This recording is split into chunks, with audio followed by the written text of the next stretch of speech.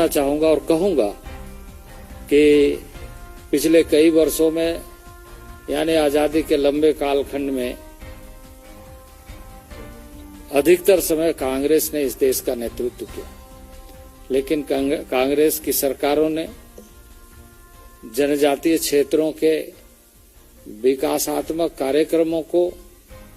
एक औपचारिकता पूरा करने के दृष्टि से लगातार बजटीय उपबंध या उसी दृष्टि से कार्य करने का प्रयास किया। कई बार आदिवासियों के संबंध में इस देश में चर्चा हुई, लेकिन कांग्रेस के शासनकाल में उन चर्चा का कोई निष्कर्ष जमीनी स्तर पर नहीं दिखा और इसलिए इस समय माननीय प्रधानमंत्री जी के नेतृत्व में राष्ट्रीय जनजातीय कल्याण कार्यक्रम के तहत विभिन्न ऐसे विशेष कार्यक्रम प्रारंभ किए गए हैं और लगभग एकलव्य मॉडल स्कूल में ही शिक्षा के क्षेत्र में आगामी 5 साल में जो हमारे आधारभूत संरचना के लिए प्रावधान किया गया है वो 29,000 करोड़ से अधिक है।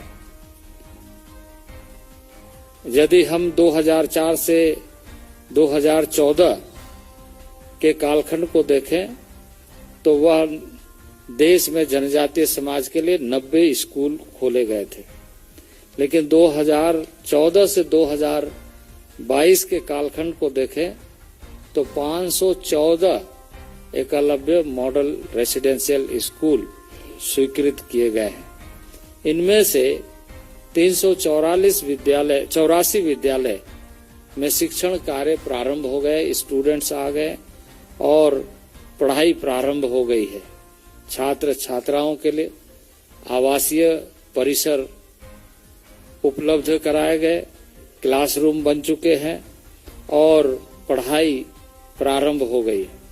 एकलव्य मॉडल आवासीय विद्यालयों के निर्माण में जो पहले यानी 2014 के पहले 12 करोड़ रुपया का प्रावधान किया जाता था, वहीं इस समय में हम ऐसे स्कूलों के लिए 37.80 करोड़ और जो दुर्गम क्षेत्र है उसके लिए 48 करोड़ रुपया व्यय कर रहे हैं। 175 एकलव्य मॉडल स्कूल में इलेक्ट्रॉनिक्स और आईटी मंत्रालय के साथ मिलकर के स्मार्ट कक्षाओं की स्थापना की जा रही है। छात्रवृत्ति की स्कॉलरशिप की यदि हम बात करें 2013-14 में 978 करोड़ था, यानी 2014 के बीच में बाद में यदि हम आंकड़ों को देखें तो जहां हमने पूरे स्टूडेंट्स का डिजिटाइजेशन किया, डीबीटी मॉडल में लेकर के आए और अभी लगभग 2500 करोड़ से अधिक राशि हम इसके लिए व्यय कर रहे हैं, इसके लिए आवंटित किया है। अनुसूचित जनजातियों के कल्याण के लिए जो हमारा कार्यक्रम है, जैसे मैंने आपको पहले कहा कि कुल मिलाकर के जो कई मंत्रालयों के साथ हम काम कर रहे हैं उसमें हमारा पहले का यदि बजट प्रोविजन को देखें तो वह 20-21 हजार करोड़ होता था और आज के हमारे मंत्रालय के बजट प्रावधान के साथ यदि हम उसे देखें तो जैसे मैंने कहा कि 87,000 करोड़ से अधिक, यानी 80,000 करोड़ से अधिक अन्य विभागों के माध्यम से और हमारे विभाग के माध्यम से, हमारे मंत्रालय के माध्यम से 8,000 करोड़ व्यय किया जा रहा है। केंद्रीय मंत्रालयों के विभागों के साथ समन्वय और कन्वर्जेंस के साथ इन सारे योजनाओं को पूरा करने का एक निर्णय हम सब ने लिया है। प्रधानमंत्री नरेंद्र भाई मोदी लगातार इस बात को ध्यान में रखते हुए कि जनजातीय समाज द्रुह क्षेत्र में रहता है, यानी जंगलों के बीच में, और उनके जो रहने के जो क्षेत्र है वहां आवागमन की बहुत स्थिति लंबे कालखंड तक एक गैप के रूप में दिखी है। उसके लिए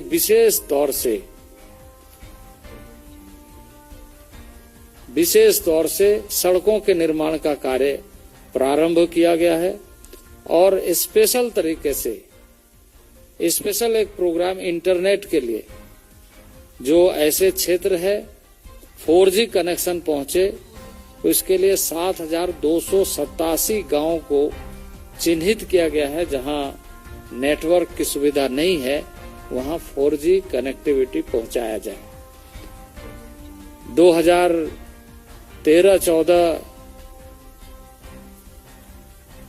के पहले और 2014 के बाद के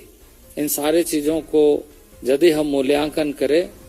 तो खास तौर से एजुकेशन में, शिक्षा में एक व्यापक दृष्टिकोण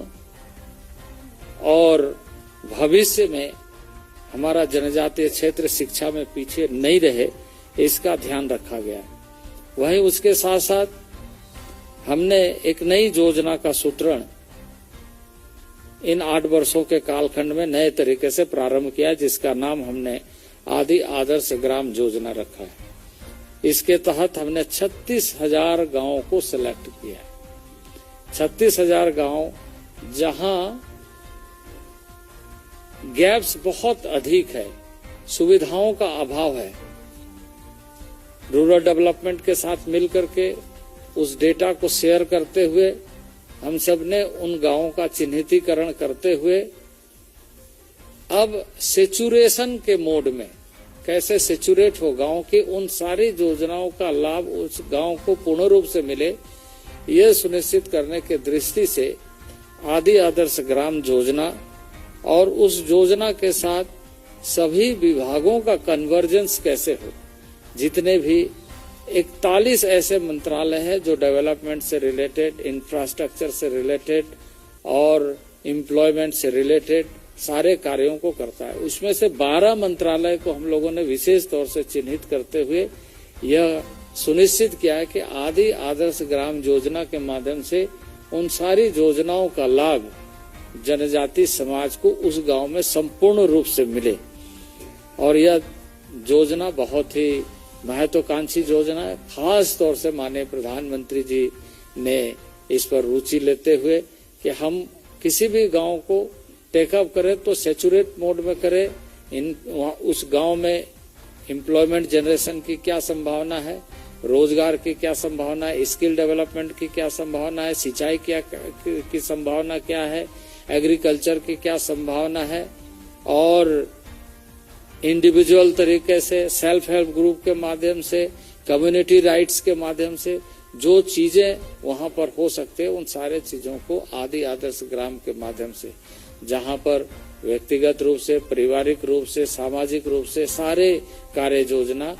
हो, और उसको हमने पंचायती राज के साथ मिल करके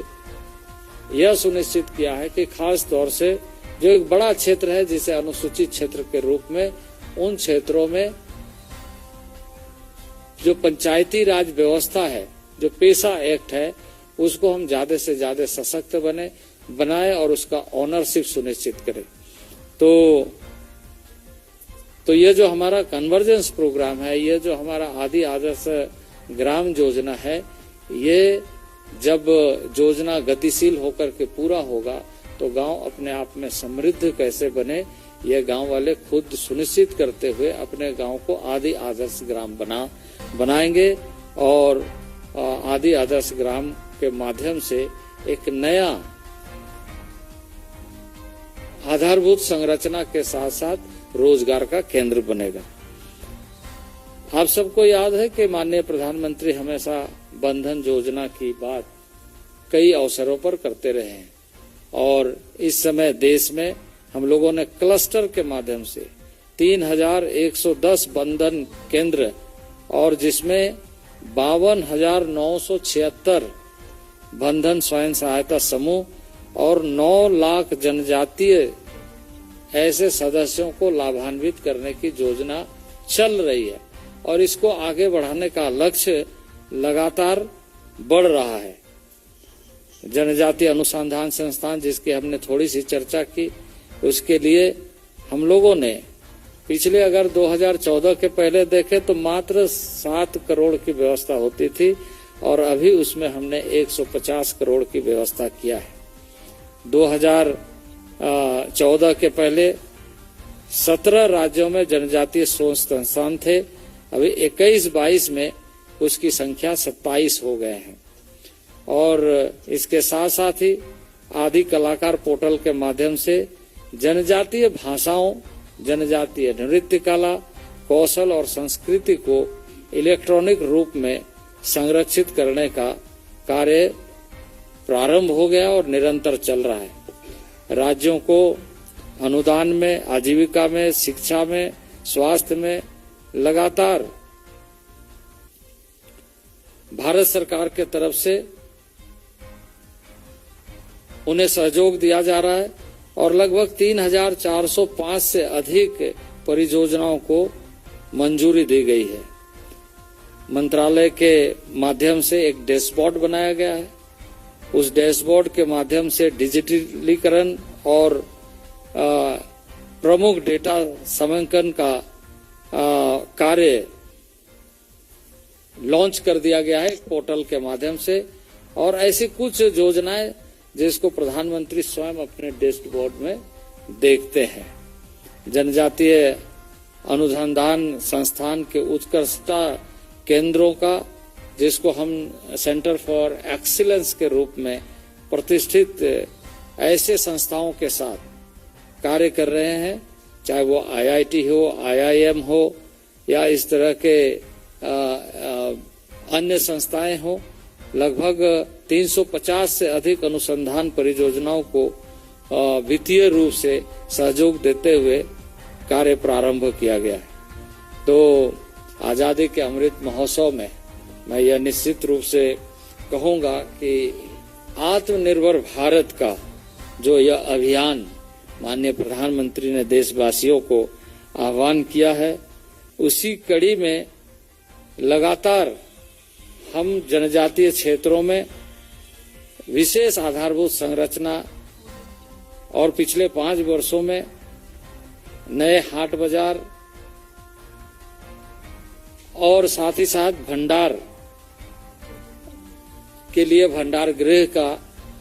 निर्माण करने की योजना हम लोगों ने स्वीकृति दिया है और उसका कार्य प्रारंभ हो रहा है। ट्राइफेड के माध्यम से जहां हमने कहा कि सुदूरवर्ती क्षेत्र में जो वनोपज है उसका वैल्यू एडिशन के साथ उसका मार्केटिंग नेटवर्क, उसका लिंकेज और इंटरनेशनल मार्केट की जितनी पोटेंशियल है उसको हम लगातार आगे बढ़ा रहे हैं और अभी बहुत सारे ऐसे उत्पाद हैं जिसका हम राष्ट्रीय स्तर पर और अंतर्राष्ट्रीय स्तर पर बाजार कर रहे हैं और उस कार्य को आगे बढ़ा रहे हैं। उत्तर पूर्वी क्षेत्र के लिए, नॉर्थ ईस्ट के लिए हमारा अभी एक बड़ी योजना एक मंजूरी दी गई है और उसमें लगभग 130 करोड़ की योजना 130 करोड़ की योजना हमने उस पर स्वीकृत किया है और 75 करोड़ रुपया ऑलरेडी हमने उसके लिए उपलब्ध करा दी है। तो इस तरीके से नॉर्थ ईस्ट के ऊपर भी हमारा विशेष ध्यान है और जनजातीय समाज के वहाँ जो रहने वाले लोग हैं उसमें एंटरप्रेन्योरशिप का डेवलपमेंट का कार्य बहुत तेजी से बढ़ रहा है और लोग जुड़ रहे हैं। मोदी सरकार ने पहली बार ऐसे कार्य योजना के माध्यम से लोगों को जोड़ने का कार्य प्रारंभ किया है, जिसके माध्यम से सुदूरवर्ती क्षेत्र में रहने वाले लोगों को एक अच्छी सुविधाओं के साथ भी, रोजगार के साथ भी और आत्म स्वाभिमान के साथ भी बढ़ने का मौका मिल रहा है। आप सभी जानते हैं कि इस देश में एक नया प्रयोग के साथ नया मैनेजमेंट सिस्टम माननीय प्रधानमंत्री जी ने प्रारंभ किया है और वो है एस्पिरेशनल डिस्ट्रिक्ट, जिसके बारे में आपको हमारे हिना गावित जी आपको पूरी तरीके से ब्रीफ करेंगे कि यह जो कार्य योजना है एस्पिरेशनल डिस्ट्रिक्ट मैनेजमेंट सिस्टम किस तरीके से धरातल पर सतह पर कैसे बेहतर ढंग से उतरे और जिसका बहुत अच्छा परिणाम सामने आ रहा है डिफरेंट सेक्टोरल डेवलपमेंट के लिए, वो आपको डिटेल्स में बताएंगे। जनजातीय क्षेत्र मुख्य रूप से मिनरल एरिया के रूप में भी पहचाना जाता है और इसलिए आप सबको जानकारी है कि एक डिस्ट्रिक्ट मिनरल फंड की व्यवस्था की गई है और जिसमें यह व्यवस्था है कि डिस्ट्रिक्ट मिनरल फंड के माध्यम से ट्राइबल और ट्राइबल एरिया के होलिस्टिक अप्रोच के साथ ऐसी योजनाओं को स्थानीय स्तर पर सतही स्तर पर कैसे पूरी की जा सके इस पर बल दिया गया है। तो भाजपा की सरकार 2014 से 2022 के कालखंड को यदि हम देखें तो पूरे जनजातीय समाज को इस रूप में देखते हुए कि आजादी के लंबे कालखंड में बहुत तरह के प्रावधानों की बात की गई, बहुत तरह की योजनाओं की बात की गई, बहुत तरह के कार्यक्रमों की बात की गई, बहुत तरह के संवैधानिक अधिकारों की बात की गई, लेकिन उसको धरातल पर उतारने के लिए जो प्रयत्न होना चाहिए उसमें कभी स्पष्टीकरण नहीं रहा। और इस समय यदि आप देखें तो माननीय प्रधानमंत्री जी ने जहां स्थानीय स्तर पर युवाओं को, आदिवासी महिलाओं को और आदिवासी समाज को आगे बढ़ाने के लिए रोजगार के साथ, तो वहीं संवैधानिक व्यवस्था में उसका प्रमुख भूमिका सुनिश्चित करने के लिए आज देश का सर्वोच्च पद पर जनजातीय महिला को राष्ट्रपति के पद पर सुशोभित कर रहे हैं। तो यह जो भारत में इस समय 2014 से 2022 का कालखंड है, यह एक स्वर्णिम कालखंड जनजातीय समाज के लिए हम कहेंगे, जहां उनके बहुआयामी व्यक्तित्व का निर्माण, उनकी संभावनाओं को कुरेदते हुए नए अवसरों का सृजन और उन सारे दुर्गम क्षेत्र में आधारभूत संरचना के साथ स्वाभिमानी जनजाति समाज को उनके अपने स्थानों पर बेहतर तरीके से अवसर मिले, ये उपलब्ध कराने का जो एक बड़ी सोच के साथ, बड़ी उद्देश्य के साथ काम आगे बढ़ रहा है। मैं बाकी आपके जो प्रश्न होंगे, यदि कोई प्रश्न हो तो उस समय में फिर हम लोग चर्चा करेंगे। अभी मैं कहूंगा कि हमारे जो जनजाति मोर्चा के राष्ट्रीय अध्यक्ष हैं समीर उरांव जी थोड़ा आपको ब्रीफ करें, उसके बाद हिना गावित जी आपको ब्रीफ करेंगे और उसके बाद आपके कोई क्वेश्चन होगा तो मैं आपको उत्तर दूंगा। पत्रकार वार्ता में हमारे केंद्रीय मंत्री आदरणीय अर्जुन मुंडा जी, पत्रकार वार्ता में हमारे केंद्रीय मंत्री आदरणीय अर्जुन मुंडा जी, हमारे पार्टी के प्रवक्ता आदरणीय प्रेम शुक्ला जी और सांसद आदरणीय हिना गावित जी और सामने में बैठे विभिन्न पत्र पत्रिका, electronic media, print media, social media से आए हमारे संवाददाता मित्रों, सबसे पहले तो आज एक ऐतिहासिक क्षण है। आजाद भारत में पहली बार ऐसा निर्णय और निर्णय से निर्वाचित हुए हमारे देश के जनजाति समुदाय की बेटी आदरणीय हमारे द्रौपदी मुर्मू जी जो देश के सर्वोच्च स्थान पर पदस्थापित हुए हैं, इसके लिए मैं आदरणीय नरेंद्र भाई मोदी जी को, एनडीए के नेता को, हमारे पार्टी के राष्ट्रीय अध्यक्ष जी को और आप तमाम सबको आपके माध्यम से देशवासियों को मैं शुभकामना और बधाई देता हूं। निश्चित रूप से जो जनजातीय कार्य जो देश के जनजाति समुदाय के लिए जो किए जा रहे हैं, इन सारे बातों को हमारे आदरणीय अर्जुन मुंडा जी ने एक एक बातों को बताने का काम किया। लेकिन मैं बताना चाहता हूं कि आजाद भारत में पहली बार इस देश के अंदर जनजाति समाज समुदाय के लिए बहुत ऐसे रचनात्मक कार्य किए जा रहे हैं जो कि आजादी के बाद उपेक्षित पड़ा था। निश्चित रूप से मैं कहना चाहूंगा कि ये जो आजादी के अमृत महोत्सव का वर्ष चल रहा है, देश एक तरफ आजादी का अमृत महोत्सव मना रहा है, वैसे समय में इतने दिनों तक इस देश के अंदर क्या होना चाहिए इसके लिए पिछले दिनों में लोग विचार नहीं किया। लेकिन हमारे देश के यशस्वी प्रधानमंत्री आदरणीय नरेंद्र भाई मोदी जी ने 2014 के बाद लगातार जनजातियों के सम्मान के लिए, और यही नहीं, जो जनजाति जो चाहे स्वतंत्रता सेनानी हो या तो स्वतंत्रता के पहले चाहे मुगलों के समय में हो, उस समय में भी जिस प्रकार से जनजातीय वीर और वीरांगनाएं जो देश के लिए जो अपने कई प्रकार के जो कार्य करते हुए समर्पित हुए हैं, ऐसे लोगों का सम्मान कैसे हो, इस दृष्टि से आप देखे होंगे कि रानी दुर्गावती जी जिस प्रकार से आज से 400 साल पहले जो मुगलों के साथ किस प्रकार से जो है अपने धर्म संस्कृति और अपने इस भारतीयता राष्ट्रीय भाव के आधार पर उन्होंने वहां युद्ध किया। हमारे जो है राजस्थान के अंदर पुंजा भील किस प्रकार से जो है हमारे राणा प्रताप जी के साथ मुगलों के साथ लड़ाई लड़ा, ऐसे सारे हमारे जो यहाँ के वीर महापुरुष इस देश के अंदर में रहे हैं। आजादी के लड़ाई में भगवान बिरसा मुंडा, तिलका मांझी, चांद भैरव, जादो नाग, रानी मां गाइडेल्यू, तलक्कल चंदू, ऐसे भीमा नायक, ऐसे कितने हमारे जनजातीय स्वतंत्रता संग्राम के सेनानी थे। इन लोगों को किसी ने उस समय इतिहास के पन्नों में ठीक से दर्ज नहीं किया। यही नहीं, और हमारी सरकार ने भी उस समय कहीं कुछ करने का प्रयत्न नहीं किया। जिस प्रकार से जो हमारे भगवान बिरसा मुंडा जी ने केवल आजादी की लड़ाई नहीं लड़ी थी,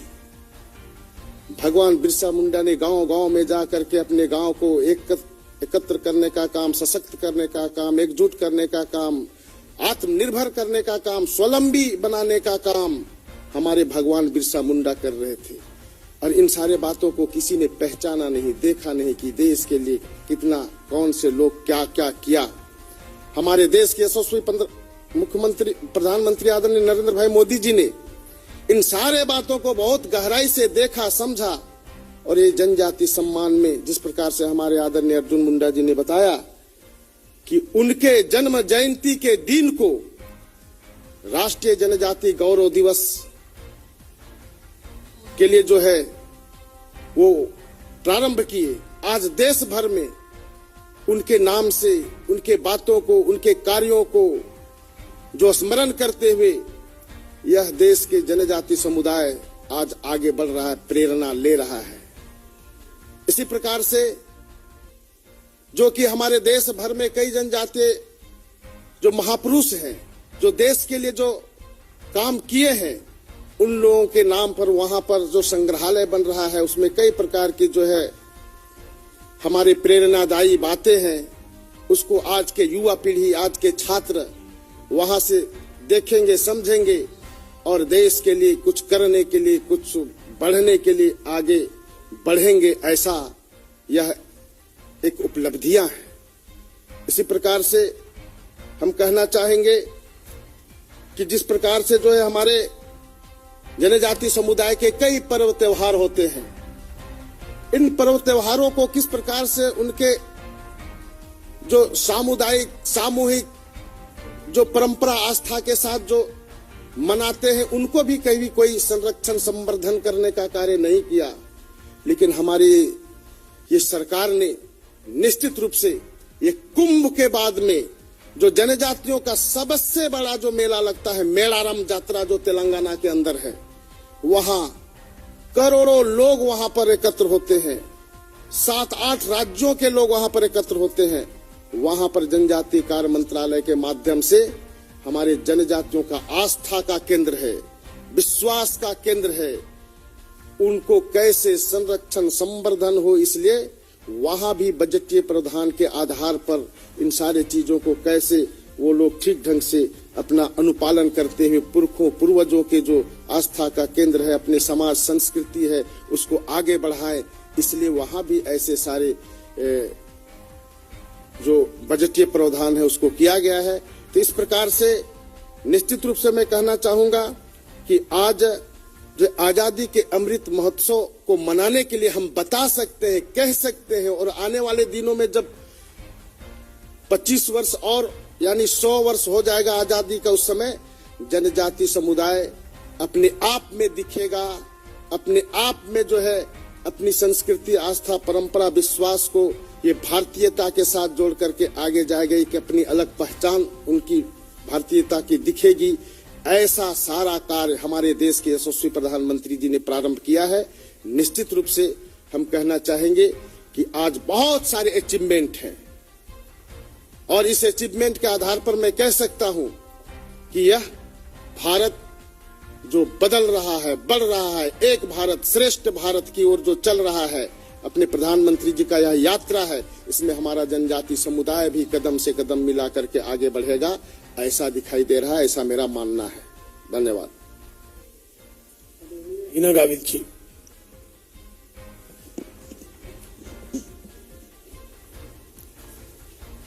धन्यवाद। आप सभी का स्वागत करती हूँ।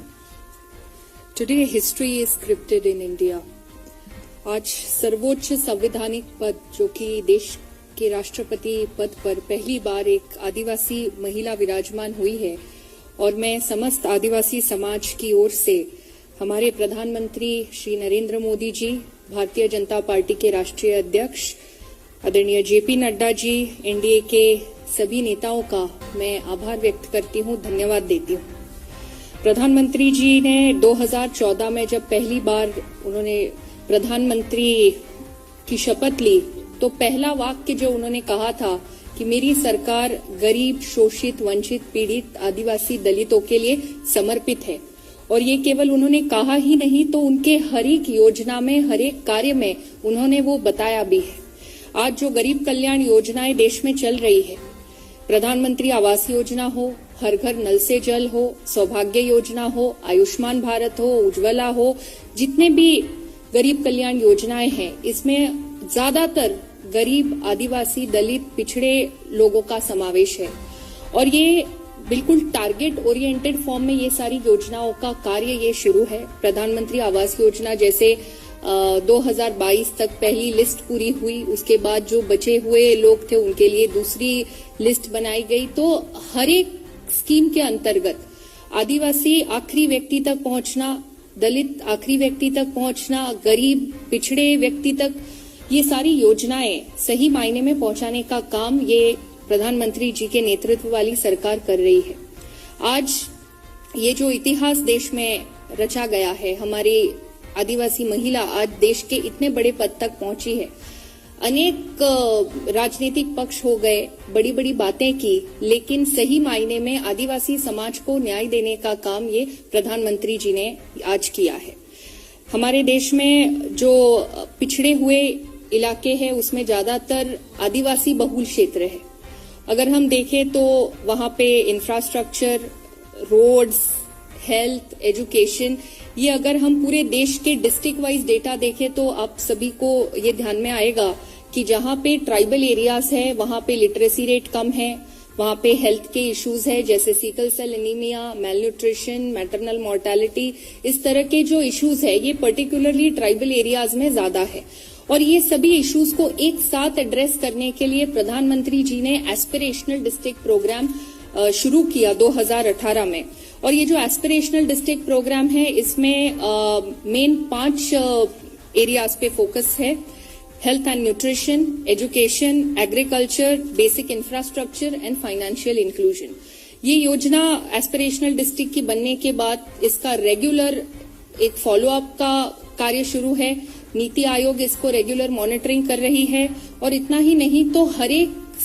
सेक्टर में अलग अलग इंडिकेटर्स को किस तरह से इम्प्रूव किया जाए, इसलिए बहुत ही ज्यादा मेहनत हमारा सरकार और पूरी सिस्टम एस्पिरेशनल डिस्ट्रिक्ट्स पे कर रही है। इसका अगर हम रिजल्ट देखें तो हमारे जो पिछले जब से एस्पिरेशनल डिस्ट्रिक्ट प्रोग्राम बना है और आज तक ये जो इंडिकेटर्स है इसमें जिस तरह से इम्प्रूवमेंट हुई है,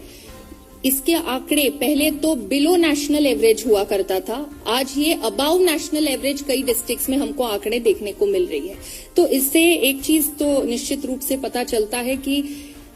आदिवासी क्षेत्रों में सही मायने में टारगेटेड डेवलपमेंट का काम प्रधानमंत्री मोदी जी के नेतृत्व में सरकार कर रही है। आज अभी हमारे आदिवासी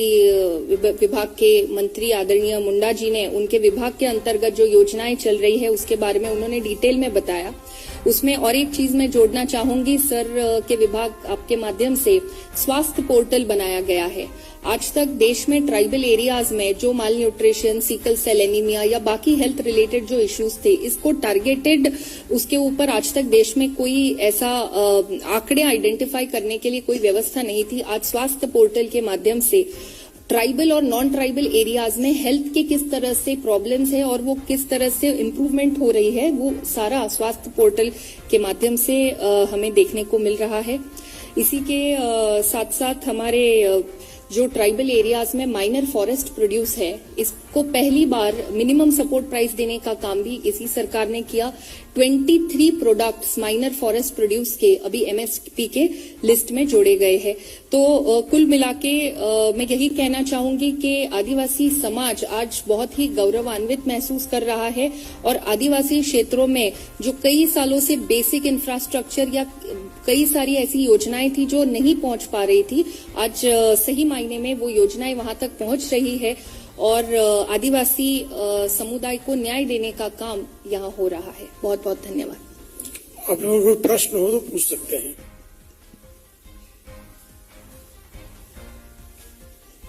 धन्यवाद।